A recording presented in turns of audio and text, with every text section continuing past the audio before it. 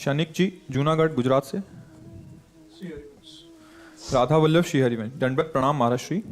महाराज श्री, पिछले 5 सालों से जीवन में अंधकार छाया हुआ है, कभी भी सफलता नहीं मिल रही है। जीवन में आगे क्या करूं क्या ना करूं समझ नहीं आ रहा। सफलता किसे माना है आपने?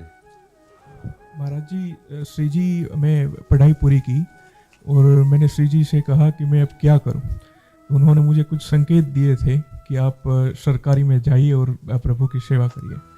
फिर सफलता नहीं मिल रही उसमें एग्ज़ाम में, और अभी है। आप हमारी बात समझिए, आपको श्री जी ने संकेत किया, आप सफलता नहीं प्राप्त कर, दोनों बातें झूठी है ना, दोनों बातें झूठी हैं। आप सत्य को स्वीकार कीजिए। श्री जी के संकेत को आप जानने लगे।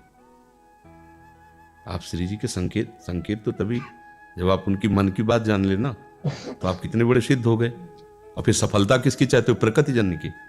आप श्री जी के संकेत को जान जाओगे तो श्री जी के प्रेम की सफलता चाहोगे, लोकवत नहीं। और ये लोक की सफलता सुनो, पहले प्रारब्ध के अधीन है। इसकी सफलता के लिए श्री जी से प्रार्थना मत करो, हमारी बात समझना। विद्यारण्य जी एक बहुत बड़े महापुरुष हुए हैं। उन्होंने अपने माता पिता को सुखी करने के लिए, धन प्राप्ति के लिए गायत्री अनुष्ठान किया। ब्राह्मण कुल में जन्म हुआ था। एक पुरस्करण 24 लाख गायत्री होता है। उन्होंने एक पुरस्करण किया, 2 पुरस्करण किया, एक बार भी कोई धन की प्राप्ति नहीं हुई। आखिरी में उन्होंने संन्यास लिया। जीव संन्यास लिया, माता गायत्री प्रकट हो गई। उनका अब इंद्रासन भी मांगो तो आपका, तो बोले अब क्या जरूरत है, अब तो वैरागी हो गया, विरक्त हो गया। माता पिता भी पधार गए, उनकी सेवा के लिए अर्थ चाहना। 23 पुरस्करण किए, वो आप तब नहीं आए। उनका तुम्हारे अनंत जन्मों में ऐसे 24 महापाप थे जिनके कारण मैं नहीं आ पा रही थी। अब वो 23 पुराण से चरण से नष्ट हुए, पुरस्करण से, और 24वां तुमने संन्यास लिया। तो अब आप जो चाहो पर, बोले अब चाहिए ही नहीं, क्योंकि अब सन्यासी हो गया, अब तो ब्रह्म प्राप्ति के लिए।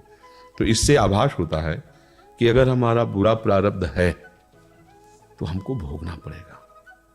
हम कितना भी प्रयास करें वो हमें, तो हम क्या करें इसमें, इससे हमें परम शांति हो। प्रभु के नाम का जप करते हुए उन पर दृष्टि लगाएं कि प्रारब्ध से हमारा भरण पोषण शरीर का भले, लेकिन हमारा भरण पोषण आपसे होगा नाथ। तो वो एक ऐसे हैं जो आपके प्रारब्ध को भी मिटा देंगे। वो ऐसे शरणागत वत्सल हैं कि सब लिखा पढ़ी अलग कर देंगे। सुदामा जी को दरिद्रता का योग था। ऐसी दरिद्रता कई कई दिन तक भिक्षा नहीं मिलती थी। ये जितने भी चरित्र हमारे लिए उदाहरण है। मांगने जाते थे तो मांगने से भी नहीं मिलता था कई कई दिन। तो एक दिन उनकी पत्नी ने कहा कि हमारा आपका तो चरणामृत से भी गुजारा 2 दिन 3 दिन हो, 4 दिन हो, छोटे छोटे बच्चे तो मर जाएंगे ऐसे। कुछ तो उनका श्री कृष्ण के सिवा हमारा कोई नहीं। अब हम क्या कर सकते हैं? प्रारब्ध जब बिगड़ता है ना, वो कोई सफलता नहीं होने देता।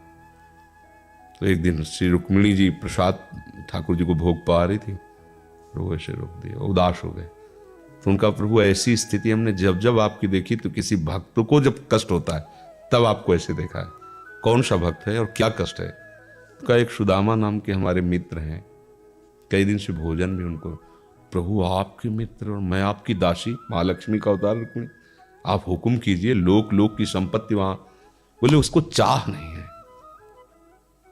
हमारे मित्र को चाह नहीं है, और चाह ना होने पर हम विवश हैं।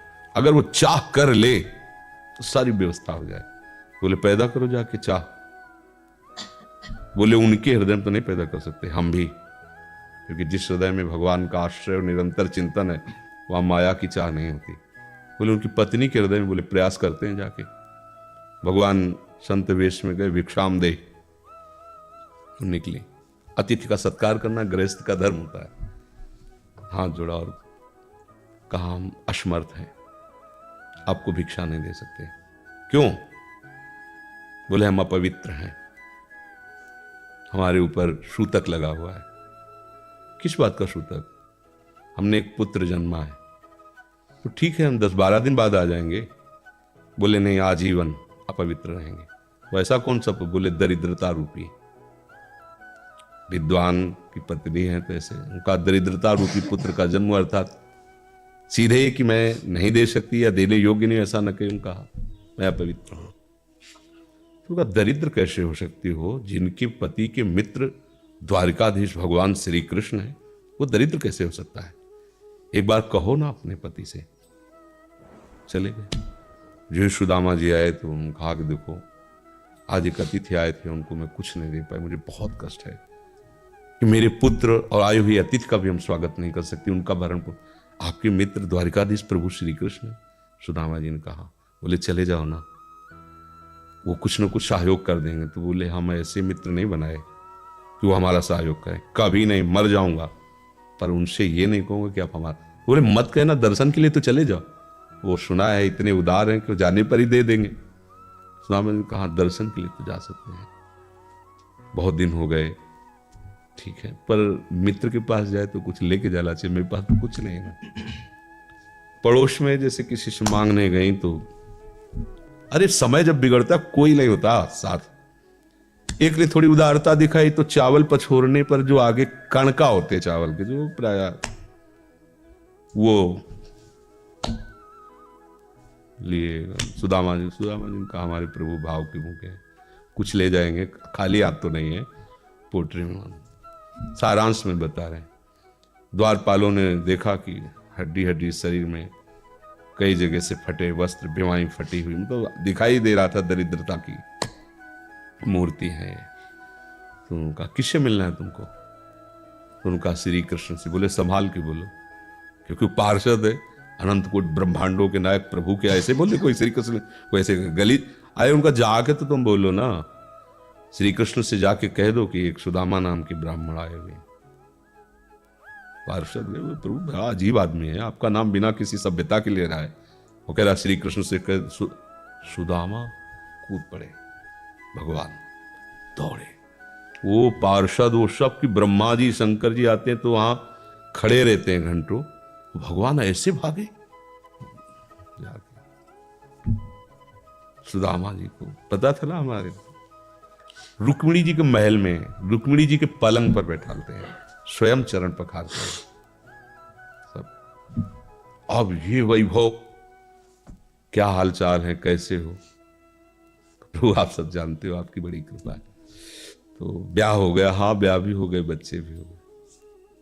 हमारे पास आए तो कुछ तो लाए ही होगे। अब वो सड़े से कपड़े में चावल, कैसे बड़ी बड़ी वो वैभव, महारानियां सब, भगवान का। चुप ऐसे बोले, देखो फिर चूक कर रहे हो, हमारे हिस्से की चोरी पहले की थी और फिर चूक कर रहे हो। और उन्हें हिम्मत नहीं पड़ रही थी, इतने महामहिम प्रभु को कैसे हो तंदुर। भगवान ने ऐसे छीला, ओहो आज तक मुझे ऐसा स्वाद नहीं मिला। भगवान बड़ाई कर रहे, देखो रुक्मिणी जी की आंखों में आंसू आ गया उधर से। भगवान पकड़ लिया हाथ, बस प्रभु हम आपकी सिवा नहीं रह सकती हो। भगवान तो सुदामा जी का स्वागत समान कर, अच्छे कपड़े पहनाए। जब चलने लगे ना तो भगवान की तरफ वो देखते, मतलब कामना नहीं पर कि देखा पत्नी कह रही थी जाओगे कुछ न कुछ, चले प्रभु, हाँ ठीक, इधर से ऐसे चले जाना, हाथ भी खाली। प्रभु ने कहा देखो ये कपड़े जो है ना महंगे हैं, रास्ते में तुम्हें चोर बदमाश, तुम अपनी पोशाक पहने उनको उतार दो। बोले बड़ी कृपा, कपड़े भी उतार रहे और रास्ते में सोचे देखो निगेटिवली सोच रहे, मेरे श्री कृष्ण मुझे कितना प्यार करते हैं।